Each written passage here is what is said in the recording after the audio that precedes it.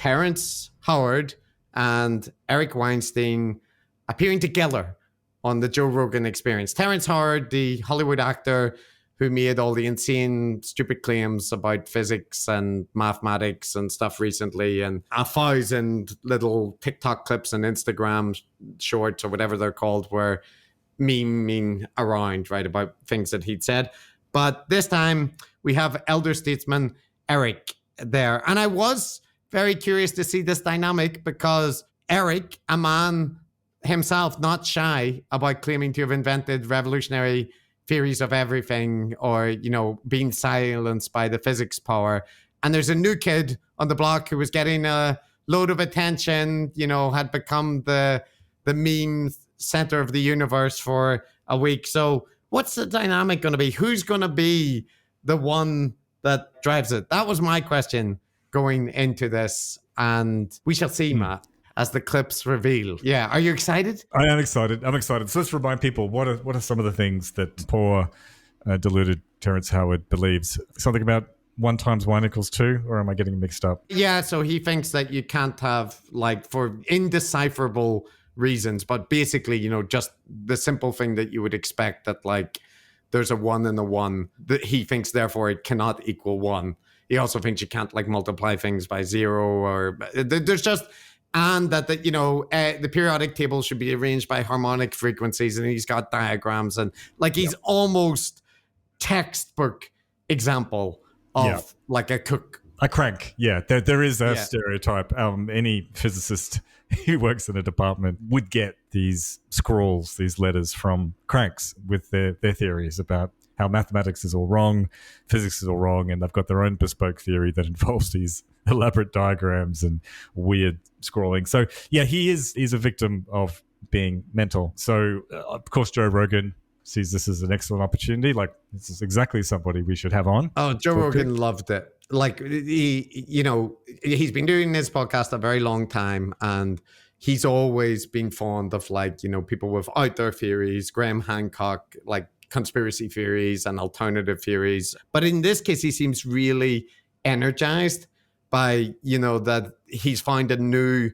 person that he can bring to the discourse. And like, he knows that a lot of it seems crazy and stuff, but it's so fun, right? And it's funny.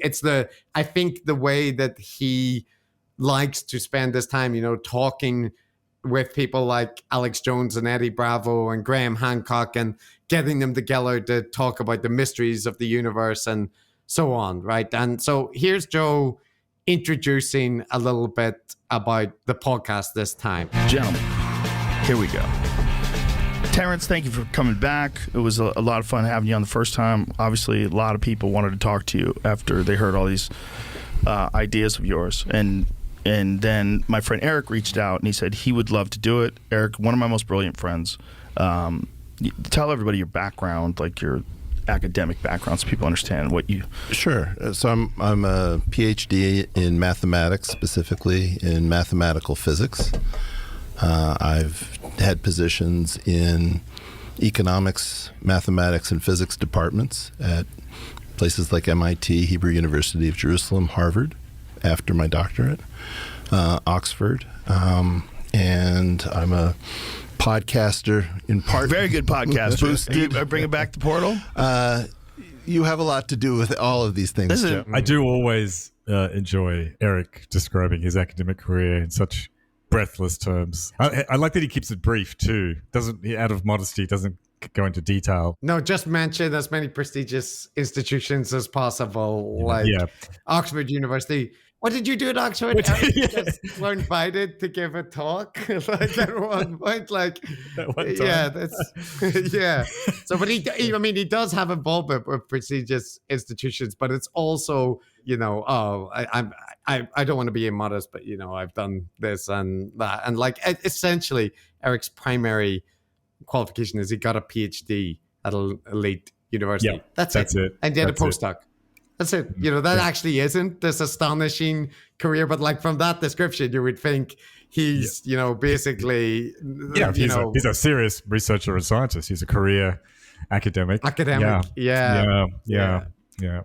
No, he is not. You heard there Joe saying, my friend Eric asked to come on in response to that episode, right? And Eric wants to clarify. So this is quite funny that he wants to say, I didn't ask to come on, right? You asked me. So listen to this. I was not looking for a debate. I wanted to make sure that Terrence had his position steel-manned so that anything that he didn't know how to do within mathematics that was legit gave a chance to put his best foot forward before he got reviewed.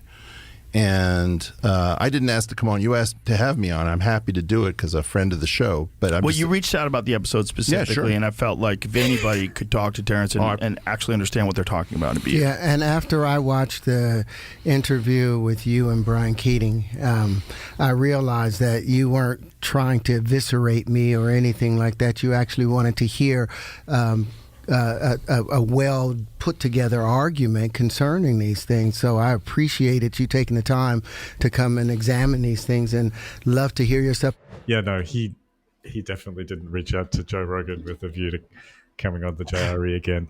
No, he's just a friend of the podcast. That it is funny because Joe's like, no, you did message, and I messaged, but you asked me, right?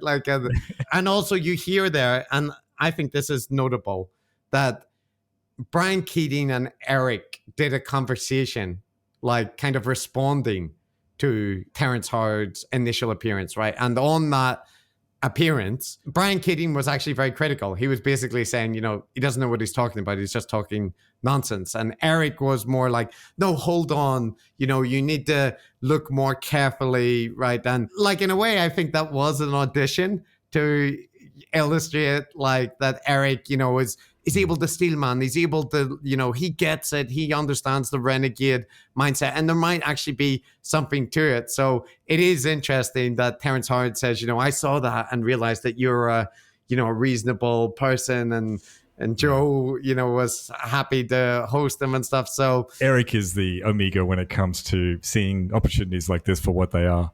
So to other influencers, what's the name of that physics influencer you mentioned? Brian Keating. Brian Keating, for instance, he's an alpha influencer.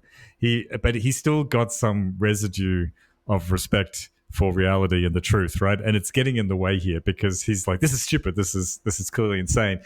Eric knows that's the wrong take, right? The right take is, this seems insane to all of you people. And it is 90% of it. But if you look really closely, you could see that there is something more to it. And it probably illustrates that his theories are correct, that there's something broken in modern science. Eric's theories are correct. Yes. This is, because fundamentally, this is about Eric, right? So you might think it's about Terrence Howard and his ideas being tested, but no. And we'll get to more of that. But so one thing that Eric likes to do and is good at doing is giving praise. If he's going to say something negative or whatever, that he will also highlight that there's something good, right? That he sees something there. Usually, it's like a scientific hipster thing. It's something that other people have missed, Matt, but it's there. And also name dropping. He cannot stop name dropping institutions, people he knows, so on. So listen to this. That was your point about dimensionality. Right. Now, the moment, what is a dollar squared? What does a dollar squared become? But since the dollar is no longer based on a hard asset, it's no longer gold, it's just an integer. It's just an integer in a computer being multiplied. It's a unit of account. It's a unit of account, but it's an integer that's still now you're able to multiply it under different currencies. States are not allowed to print dollars, but states are allowed to print as much change. So who's to say that the state isn't saying, okay, we're going to print. We can get into seigniorage, which is the concept of theft that it occurs when either the Fed or a counterfeiter creates more script, thereby devaluing, increasing the unit. The number of units that are in circulation decreases the value per unit. Right. But my claim is, you're going to do a series of things. I've watched how you deal with people in interaction, and you've created an incredible effect. Rick Rubin, the hip hop producer. Yeah, he did my album. Okay, well that makes some sense, because the first thing that happens is I'm awakened by a message from Rick Rubin. He's like, "How come you can't explain physics the way Terrence Howard explains? That's not a way to get on my good side at 8 o'clock in the morning." Yeah, but he's probably baiting you. What? Rick's he's probably always bait. He's the best. He's the best. I'm trying to explain physics the way you explain it. Well, okay, but I'm looking for a partnership at the end of this. Some nice praise there. By the way, that concern about the moving away from the gold standard and the money very and stuff. common. The classic crank material. There's some epic YouTube videos about this. So yeah, that's obviously going to be connected to his novel mathematical theory. But Chris, I mean, clearly what's going on here is exploitation, right? Like Terrence Howard, by all accounts, does not seem like a very nice person. No. From what I've heard. Like, he comes across quite charismatically. If you don't know any of the other details about, domestic violence or that kind of thing, in these interviews, if this was your only exposure to him, and as an actor in Iron Man, I think you would think, oh, he's like he's a sharp guy. Maybe he's got too many ideas floating around in his head, but like the reality is like an absolute narcissist with a history, like a fairly dark history, and but also like a crank and a lunatic. And I think on those grounds, he is being exploited here, basically, like willingly, by Joe Rogan and Eric Weinstein. Yeah, the dynamic is interesting because you've got Terrence Howard, who is just happy to get attention on his wild claims on the biggest podcast in the world, right? And he's kind of happy that people are even talking about, is he a genius or is he not, right? Like, he's been making these claims all over the place in various countries and whatnot for years and years. So now he's got a new round of attention. Eric is back on the Joe Rogan after a few disastrous appearances where, his presentation of his theory of everything didn't go down very well.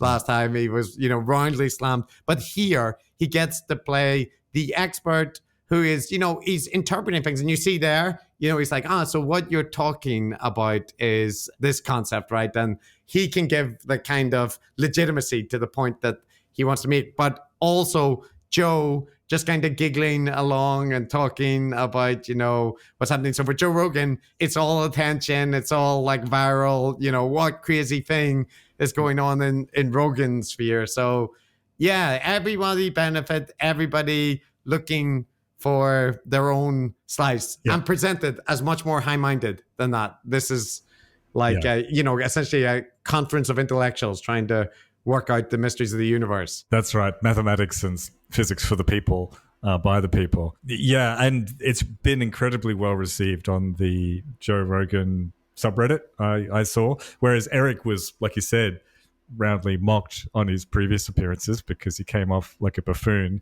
Here, this is a perfect role for him.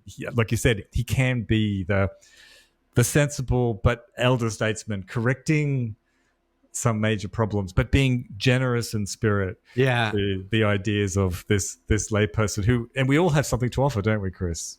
Even Terrence Howard. And in contrast to Terrence Howard, Eric does have relevant knowledge and expertise and is not as much of a crank, right? So by the contrast effect, he comes across a lot better than he usually does. But it is notable because the Joe Rogan subreddit is very highly critical. Yes, there are some new Rogan fans who are kind of MAGA, Trumpy people who respond, but very often they are pointing out that the issues with what he's doing. So in this occasion, they're very critical about Terrence Howard. They're all saying he's talking bullshit, but a lot of people are saying, the one who's bringing sense here is Eric. Maybe we misjudged him. Like, he's very reasonable and considerate, and he's definitely an expert in these topics. So yeah, good, very good for Eric, this framing. And I've got an example of him doing this kind of, translating the ideas. So this is an example of that in effect. I've seen this pattern before, didn't know its history. I know you can sort of construct it with ruler and compass, which is sort of a mathematical thing about what you can and can't construct with two simple instruments. But what these overlapping circles are is a question. And the way in which I got to understand how Terrence sees the world is he says, look, there's this very old pattern that's distributed all over the world. And there isn't a great explanation for why it's found in so many different places, at least as far as I'm aware, and part of your point. And so I think you took a sort of Straussian approach to this by saying, I bet that this thing is hiding a secret. And that the reason that this is widely distributed is that it's cryptic. There's something that has to be understood that is not on the surface. And then you said something that's very reminiscent of Plato's cave, which is that maybe this is like a shadow on a flat wall, and that those two things are exploitable. And so the idea that this is occurring in a surface is, first of all, suspicious to you because of that curved linear triangle that you see in black.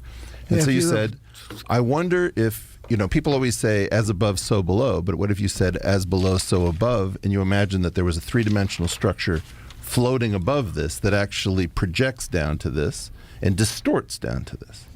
So that's the first idea. The first idea is it's not this, it's the thing that projected to this. And that's what you mean when you say opening the flower. Because the flower when I was researching where the Platonic solids came from, this is the oldest version that I got from all of antiquity. So here, Chris, the context is they're deciphering one of these mystical shapes that Howard has discovered. I know that he has spent a significant amount of time working on these shapes, creating them out of plastic objects and things like that he feels validate his theories. Diagrams, discussing the diagrams. It's all very familiar, right? Like Fibonacci numbers or Fibonacci sequences, what do you call those?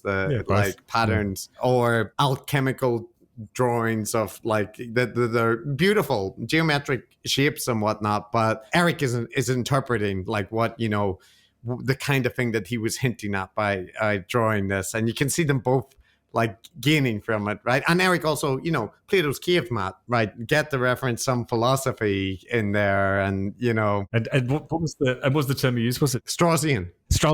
Yeah, it's another performative reference. But Matt, do you remember the classic clip of Eric where he said, I can't remember who he was talking to, but it was like, why do I wear a jacket? Because I need to show people if they, if the White House needs a guy, I've already got my jacket on. This isn't comfortable. I don't want to wear this, but I need to show people that I'm ready to step up. And this comes up in this conversation again. So just listen to this exchange. There's at least one area that you have won me over in, which I'm very excited about. But I'd like to get back to what is that area? Don't leave us hanging. The linchpin. We'll get to it. Yeah, but you can't leave us hanging. Well, I'm trying to get back. Look, I'm trying to do a service to this. Listen, go ahead, let me let you talk. You're just going to talk. Stop trying to control everything, you freak. He's got a plan. I know. He's got a very rigid plan. He didn't We're going to have a good time. Can I get an ayahuasca chino? Actually, is there a way to bring the temperature? Yeah, we can lower the temperature in here. Yeah, because I'm schwitzing. But you are wearing a jacket, sir. Well, because I'm trying to be professional. That's hilarious. Isn't that adorable? I like how you dress, man. I do pictures that cold coffee. Beautiful geometric pattern on your hoodie. Looks much more comfortable. This thing you're doing, everybody does that. Smart as you are, you can wear a fucking dirty Nirvana t-shirt. You come in. You don't need this nonsense suit. Okay. Although I do enjoy a good suit. But most of the stuff that I've been pointing out. Don't try to control everything.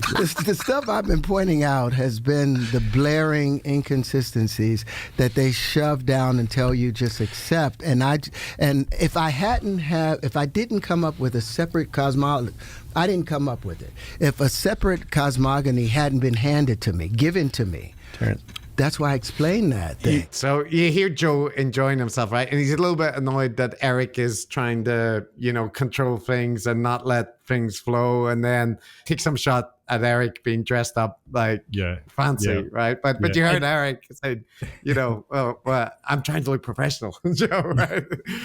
You've heard that little bit of vinegar between Joe and Eric before. Eric likes being cryptic. And like you said, likes to control a conversation. And Joe notices things like that. Yeah, he wants it to be more. And actually, Eric is very much controlling in this conversation. He's steering things, and he is taking the dominant role in it. Maybe a little bit of frustration with that. But Matt, there's an analogy that Eric gives that I think this encapsulates how Eric sees himself. It's one of these perfect clips when I heard it. So you're going to hear at the start that Terrence is talking about something, and Eric feels that he cuts him off or something, right? Now and watch the reaction that this leads to and the analogy. That process is the thing that denies us mass. And we would be at the speed of light and we would all zip off in opposite directions, but for the Higgs field. And that process is the radiative process. That's the process I call magnetism that that tears apart, that rarefies that which was concentrically drawn together through electricity. That weak force is an equal force to electricity. Terrence, let me ask you a question. That's what I feel. I'm taller than Joe. Right. Imagine I challenge Joe to a fight. What do you think happens next? I get my ass kicked. Well, Joe knows some shit that you don't know. Joe knows some serious shit. I have an advantage on it in terms of weight. I have an advantage on it in terms of height. He's in great condition. The guy knows how to fight, and he's got a spinning back kick to die for, okay? What happens is I get my ass kicked. You do not know when you're going to get your ass kicked. And it's a big problem that you're going to keep courting because I watch you. You keep finding the space where we could come together, and you insist on teaching into it. And it's like, I'm trying to be nice as pie because I'm inspired by what you're trying to do. But you have no idea, like, when you're fucking with a guy with an Italian last name and a shiny suit with a funny collar that you don't recognize. You gotta stop. Did you get what he was suggesting? I got it. That's Eric. He's describing himself. Wow. Yeah, I mean, only Eric. He's a mafia. For anybody that didn't get that, like you don't know, like with Joe, you don't know what you're messing with. Like you're gonna get your metaphorical shit kicked. I know, and it's such an elaborate, calculated way to sort of be, I guess, in his mind, intellectually dominating. He's showing Terrence Howard, he's being nice. He's come on to be nice. He's bending over backwards to be nice. But Terrence Howard, don't try to teach. Yeah, don't try to tell me how maths works. I will kick your head in. I will end you. There's so many things to tease out of that, apart from the pure level of cringe. Oh, it's pretty cringe. This incredibly unaccomplished, middle-aged, could have been physicist. He's dealing with someone who is mental, who thinks that 1 × 1 = 2, and he is throwing his intellectual weight around here, being the big man on campus. Andy threw in, the Prius to Joe. This is what makes Eric. Oh yeah.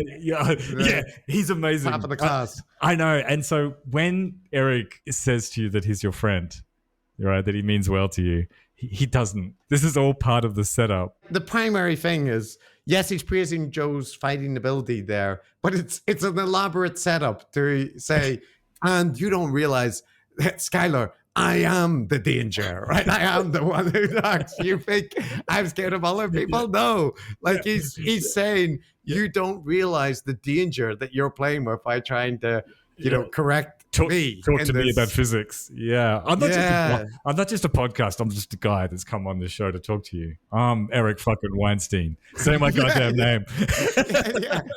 Yeah. So that was brilliant. But beautiful. So now a little bit on what is happening here and what service Eric is providing to Terrence. And what you said about the viciousness of academics, I think that's just a human thing that exists at the highest levels where people are doing something very difficult and there's a lot of stress and anxiety involved. Sure. And you attack even your peers because your biggest fear is your peers attacking you. And usually, generally, it happens with people that are getting more recognition than someone who thinks they should be getting more, deserve. Like someone thinks they should be getting more recognition. They see someone getting recognition, especially for something that perhaps could be controversial, and then they start attacking them viciously. But it's generally people that wish they got more attention. It's part of the thing. Sure. If you think about it, though, if you think about the number of people in podcasting who sort of have tried to lift each other up, it's pretty good, right? Like you, Lex, Sam Harris, all sorts of people have been good to each other. And one of the reasons that is that there's enough money in it. What happened in academics is that it went into a contractive state in which you killed or you died, right? And so basically the ethics of academics plummeted after the early 70s. It was always very competitive. But really what it is it's the Hunger Games. And, in acting, for example, if there's money among the elite set, people have trouble with each other. Same thing in tech. They kind of fight each other, but they all get rich together, and then they bury hatchets and things like that. You don't see that as much in academics because it's kill or be killed. And so we've had an implosion ethically. And so one of the things that I wanted to do was to try to just begin by steel manning, because I've been really disappointed in a lot of the critique that Terrence has experienced. None of the people in this room have the faintest clue of what it's like to be in academia. No. I mean, maybe they're right. Maybe that's how I got where I am, just on a mountain of dead bodies. Yeah, like I go out the door and I'm just like shanking people left and right. People are coming from me. The description there is so dramatic, so ridiculous. Academics, they're just there. It's kill or be killed. That's the whole name of the game. And that is the way that Eric sees, especially like physics and stuff, right? Like he thinks all the other theories were killed by this cabal, right? Yeah, and that's right. Just like his theory was killed, and it's his power basically, and your ability to exercise it that determines whether or not your physics theories get recognition. It is actually illustrative of how narcissists view the world, right? They project the way they operate and assume the rest of the world is like that. Actually, he's just riffing off that old Kissinger quote, I think. You know the Kissinger quote, little quip. The reason why politics and academia is so vicious is because the stakes are so small. Oh, right. Yeah. It's a cute. Yeah. I think it was Kissinger. Anyway, it's a cute little saying, and there's obviously to that. I mean, but none of them know anything about academia. It's all fantasies. It's all Joe Rogan's version there about it's all people being kind of reacting when people are getting attention that they don't think deserve it, and basically it's jealousy, right? Because they can't control it and this kind of thing. But actually that is the dynamic that is at play with his guests. They're constantly alleging these campaigns to suppress them, that academia has failed to recognize their incredible world revolutionary ideas, and that if the powers that be would only put them in the position and give them recognition, the world would be transformed, right? That is both Terrence Howard and Eric Weinstein. So Joe's framing there that this is how others see, it's just it's a fantasy funhouse of projection. I enjoy the way they see podcasting, or at least Eric's representation of it, which is that the reason why it's such a supportive, friendly place is that there's an expanding pool of resources. It's a growing industry, and therefore people are always helping each other. I mean, yes, there is a fair bit of kissing ass in the influencers. Podcastistan. Yeah, Podcastistan. You and I have had some personal experience in observing this. It's been interesting. I certainly wasn't aware of the degree to which it has this kind of, it's like LinkedIn, you know what I mean? Where everyone is jerking each other off all the time. Yeah, it's like that. And Joe Rogan obviously sits at the top of that greasy pole, and everyone knows they have to be nice to the more important people. Khan. Yeah, the great Khan. and the little mini Khans, the stepping stones to get out there. It is much more toxic. Take it from me as someone who has experienced both worlds in detail now. It is a far more toxic environment, this public influencer stan, than academia, which, I know there's lots of bad experiences in academia. It's just like any other where there's people involved. But there's an awful lot of supportive, cooperative things too. I mean, also, it's not like podcasts are famous for people getting into feuds. It's not like Sam Harris has been denounced by all the people here. So they say, everybody's lifting each other up. It's all is it Brett and Sam don't seem to see that eye to eye. But that's actually, Eric is kind of right that is presented as defecting from the agreement of the tribe, that you're not supposed to do what Sam did, for example. So I think Sam being mentioned there was kind of a bit of a fig leaf being extended. But also, that's just that thing. Eric cannot make these kind of statements without praising various people, Lex and Joe and Sam, right? These are the great people that they're not interested in petty squabbles, because they're are about, advancing the truth rather than these mindless academics. So, yeah, that's it. So Eric is giving alternative peer review here. He does actually describe it exactly like this at a later point, that, this is a peer review you couldn't get, it's beyond money. And one thing, Matt, Terrence Howard in the previous interview had kind of came out against Neil deGrasse Tyson, another like celebrity scientist, but at least one with like an actual track record of publications and stuff, but a public science figure. And he had sent his, theory of alternative theory of mathematics and science or everything to Neil deGrasse Tyson, who had kindly but firmly said that it was nonsense on stilts. And then Terrence Howard presented it as, he just refused to address it. And Neil deGrasse Tyson released a video where he kind of explained that actually he went through it and explained in detail why it was wrong, and like that he had been kind about it. It was actually a pretty decent response video. Now, Eric is going to talk about Neil deGrasse Tyson, because this, again, this is another celebrity figure and somebody that can be involved with, and his stance here is quite interesting. So listen to this. He thinks it's ridiculous, and he doesn't want to engage it on the show. Ridiculous. Amen. And I believe that, but if you got 97, 98 patents and 4 supersymmetrical systems that you're claiming you have, and all you need is someone to review. I'm going to have to jump in. I don't want to do it this way. That'd be great. Listen, we're just having a conversation. This isn't about Tyson. What's the problem? This is a colleague of mine. Yeah, this isn't about Tyson, and I love him. I love him. I grew up watching him, and I appreciated him. But what is the problem? We're defending him. I certainly am. Because Neil's a complicated guy, and part of what's going on is that there's a problem in general, which we scientists do not behave honestly with respect to certain things. We'll make these claims about science is about communication and challenging ideas and all these things, and everybody can be a scientist, and all these sorts of things that we say. Science is interesting. Science is fun. Well, very often it's not interesting. Very often it's not fun. Very often you can't really say that everybody can do science because it's super demanding. We don't welcome people. Yeah, we scientists, Matt. We scientists. His colleague, Neil deGrasse Tyson. His colleague Neil deGrasse Tyson. Yeah, and he needs to jump in.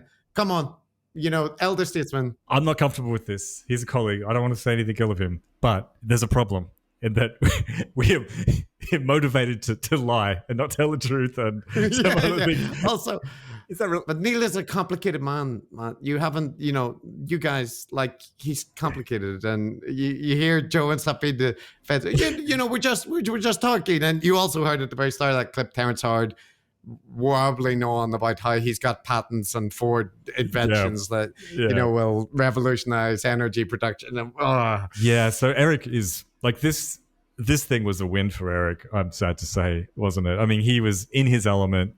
He was with exactly the right crowd on the right topic. He had all the maneuvering room to, like you said, dominate the conversation, steer the conversation. Everything that he says is purely about Eric and a way of positioning himself as this incredibly wise, incredibly deep, incredibly insightful, and also open and collegial person who is there to do science and physics with the people. That's exactly what he wants. Yeah. So when he's talking about Neil again, like you'll hear it here. This is him, highlighting how there's layers that other people aren't getting, but Eric understands what Neil is up to. I admire him, and I still would like the opportunity to sit down and show him these things and have that beer, because I think that he will be pleased once he sees the supersymmetry associated with it and understand where all of the passion came from. And I hope that other scientists will take a look at it, but that's the whole point of us doing this. I don't know how serious he is about that beer. No. Right, because I saw him say that, right? Mm-hmm. And, that was a very complicated thing that he did. And it had many layers as to whether or not you took it on the surface, you took the hidden meaning, and you took the meaning below that. And so plunging right into that from the beginning, in my opinion, is not served very well by having the 3 of us here. Because the first thing is, what is the nature of Terrence's ideas? I don't think Neil actually understood some of your ideas, to be entirely honest. No, and what he forgot is when I say 1 × 1 = 2, That's a metaphor for challenging the status quo. Despite the fact that the square root of 2 has all of its issues when you cube it or you multiply it by 2, which creates a contradiction, despite the fact that the square root of 2 has a problem with the prime numbers, the fact that they call number 2 a prime number, when it's clearly a composite number. Okay, so yeah, it's good you cut it there because we don't need to hear more about Terrence Howard's mental illness. But yeah, I mean, Eric is amazing. Remember, he started this off with, hang on. Neil deGrasse Tyson is a colleague of mine. I'm not gonna. I won't hear you besmirch his reputation. Yeah, I'm not here for that. I'm not. Or is he? Because clearly Neil deGrasse Tyson said, I mean, he discounted these Terrence Howard's ideas. Of course he did, right? Because they're stupid. Yeah. And he might have said something, a throwaway line. Oh, we could have a beer sometime and talk about things. He's not an ogre. Maybe he said something like that. But to Eric, he's not serious about that beer. And I don't think he even understand. He didn't even take the time to properly understand your ideas. There are layers. There are layers to what. Like, is he being collegial to Neil deGrasse Tyson? Well, but also it's not just that. It's also there were layers to Neil's answer, and you guys are reading it on the that is Eric's message for everything. There are complex layers that other people don't see. Yeah. But Eric, because he can't explain those layers right now, maybe later.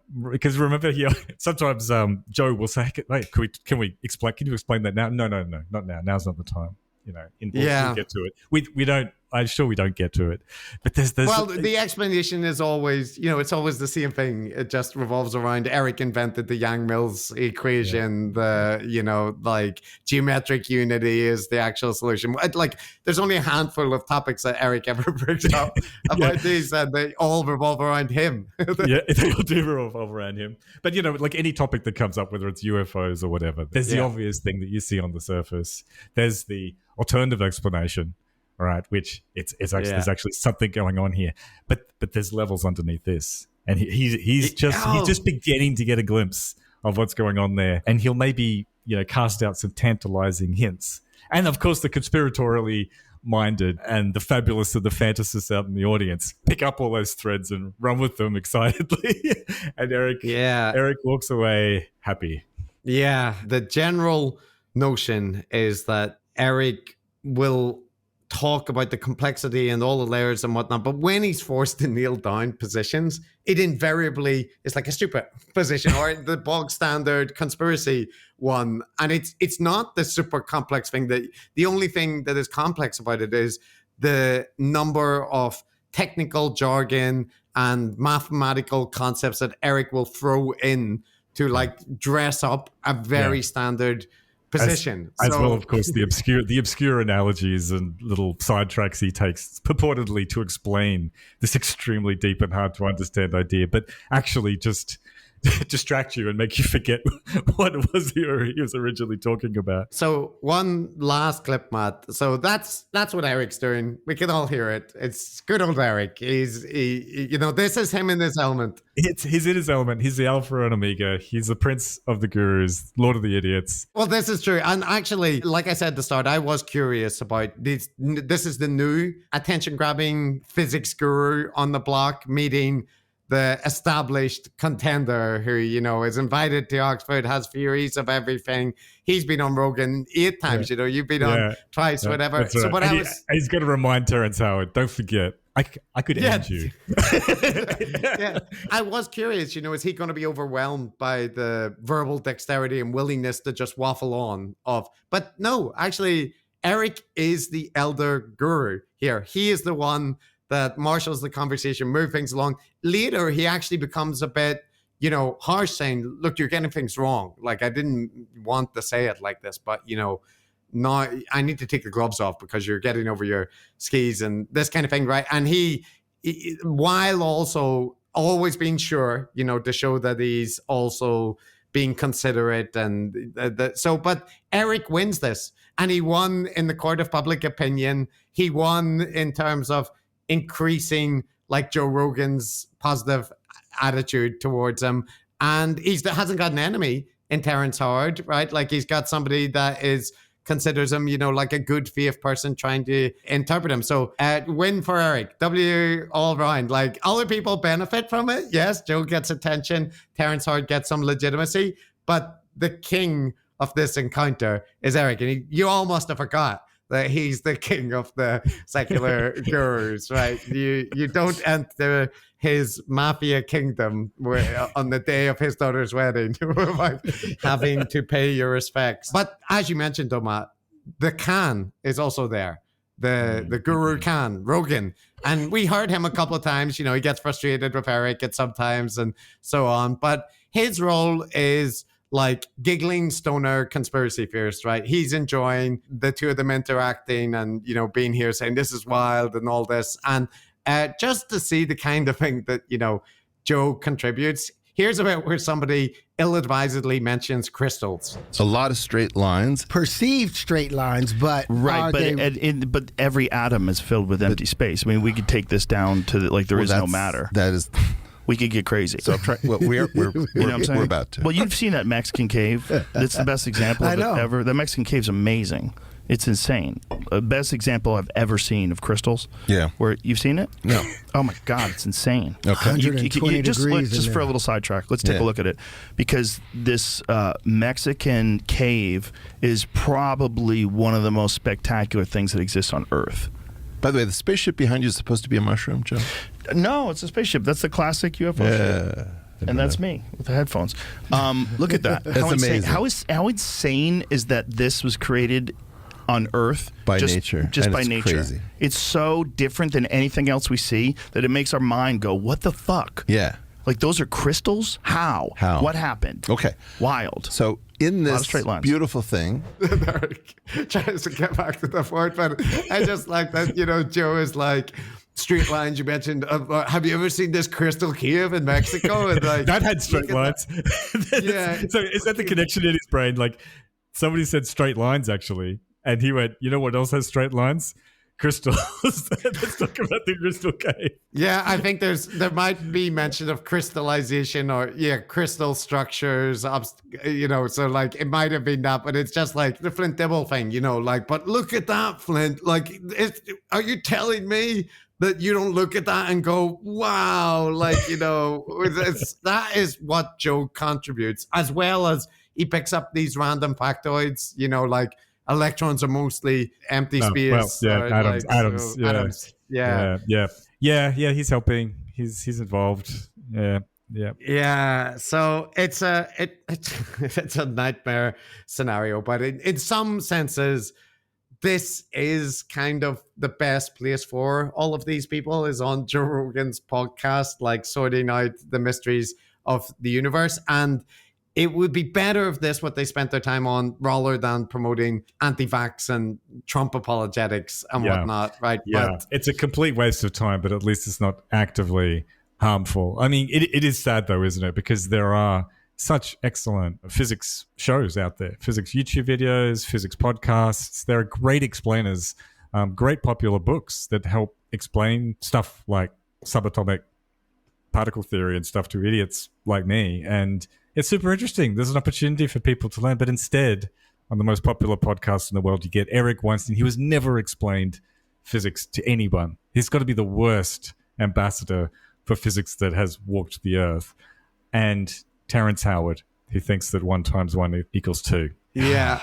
And Matt, just to point out, like, although I'm saying that, right, it isn't like none of that comes up in this conversation, just for an illustration. I'm here because I love this man, and this is a higher quality environment. We have to sort out what happened with Tony Fauci and the origin of COVID.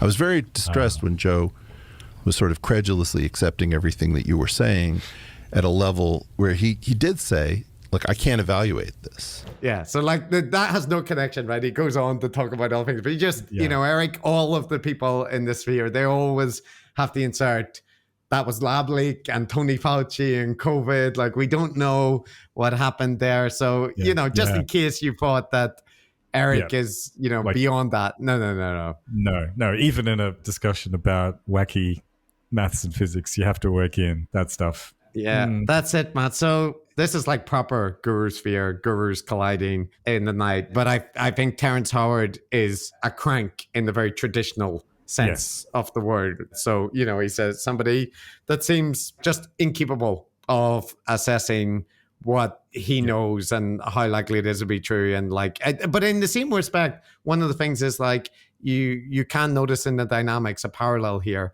that a lot of it revolves around the interpersonal and the individual of Terrence Howard. He had these insights. He was mistreated by, the scientific authorities, and they're trying to silence him. And it's an interpersonal drama. He had insights that came from these mystical realizations and so on. So there's a lot of it which resonates, if you will, from the patterns that we see in the secular gurus. But this is more like traditional crankish territory.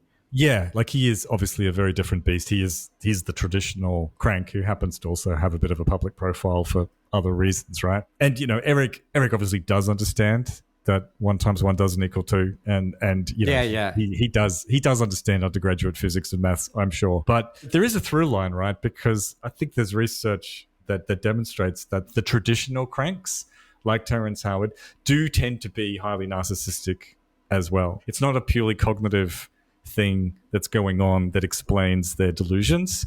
There is a kind of narcissism ingredient in there too. And I think, as we've talked about endlessly on this show, that is also at play amongst the more functional people, shall we say, like Eric or Joe. And, you made me think of it when you mentioned the interpersonal dynamics, right? Because that stuff is, what it means for me, my ego, the respect that I'm getting, it's all key. Yeah.